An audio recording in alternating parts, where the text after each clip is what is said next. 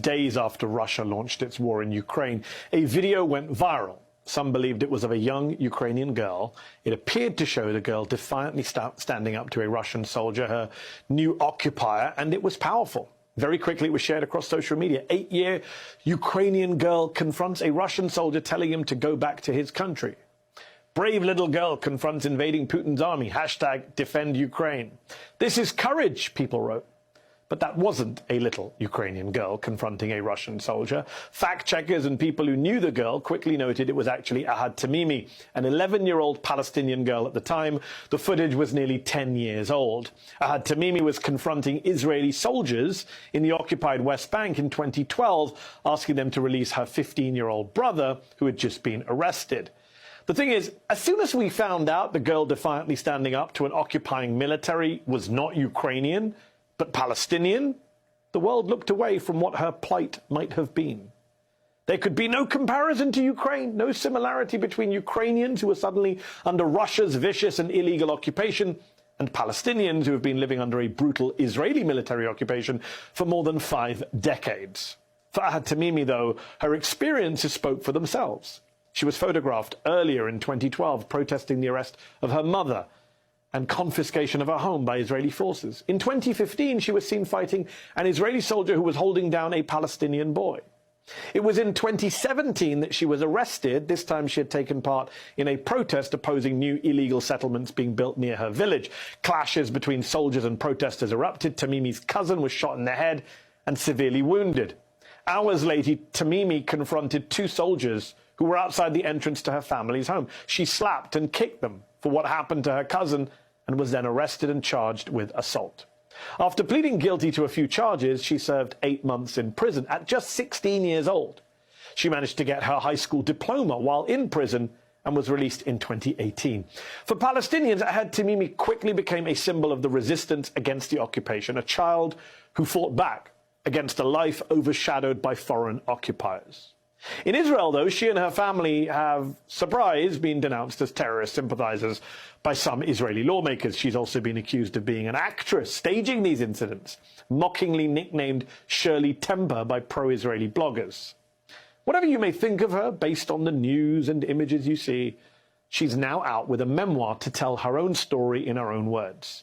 They Called Me a Lioness, a Palestinian girl's fight for freedom, co-written by Tamimi while she was in prison with award-winning Palestinian-American journalist Dina Takuri. The book attempts to humanize the girl we've all seen in those viral videos.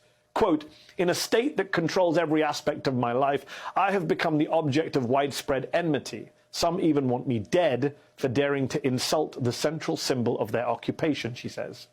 "But what I did was a natural reaction to seeing belligerent foreign occupiers on my family's land, an immoral army that had just nearly killed my cousin and was now shooting at children from the entrance of my home. And now I must pay for what I did." Ahed Tamimi there. Joining me now is the book's co-author, award-winning journalist and senior presenter at AJ+, Dina Takuri. Dina's also the daughter of Palestinian immigrants herself. Dina, welcome to the show. How did this book, co-written by you and Ahed Tamimi, come about? I believe she started writing it in prison. What made you want to get involved? First of all, thank you so much, Mahdi, for having me on. This book came about actually after she was released from prison. I was in Palestine in 2018, and I happened to be one of the first journalists who got to sit down with her the day after she was released from prison. We did a full interview, and I put it into a documentary that I'd filmed the week prior about her village of Nebi Saleh. I was completely blown away by her. This was a girl who at the time was 17 years old, had just been in Israeli prison for 8 months, and yet came out and spoke with such clarity and poise and conviction, and was able to articulate the hopes and dreams of Palestinian children and the Palestinian people at large in a way that I hadn't really heard before. I was very inspired. And so months later, I approached her and the family with the idea of writing this book together. And I'm very grateful that they trusted me enough to do it. So how hard was a book like this to write? Not just because, co-writing a book is hard in itself. I've done it, it's hard. But being in different countries, being in different parts of the world, a book like this that needs researching in a conflict that seems to be so hard to report on. There are always several narratives, each side disputing the others. There are challenges to people's reporting. There are objections to people's reporting. We know the Israeli government doesn't like reporting on the occupied territories. How did you navigate all of that? Or was that really just not a challenge when you were writing this book, I wonder? I mean, logistically speaking, yeah, I flew to Palestine. I spent a good amount of time with her, interviewing her, recording those interviews, getting to know her well. I was very fortunate that she trusts me a lot. We had an instant rapport, and she was vulnerable with me in a way that, translates in this book. But, despite what a lot of U.S. media culture will have you believing, Mehdi, it's really not that complicated to write about Palestine and Israel. So many of Israel's violations are, in fact, very well documented by leading human rights organizations and the United Nations. So the facts are there, whether someone wants to accept them or not.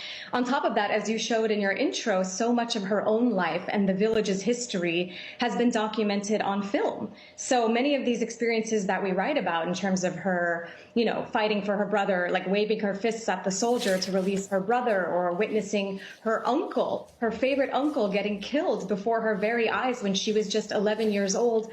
They're all on film. So everything she told me is in fact corroborated by what's documented on camera. You are right, of course. The facts are out there. The human rights reports are out there. The problem is the constant disputing.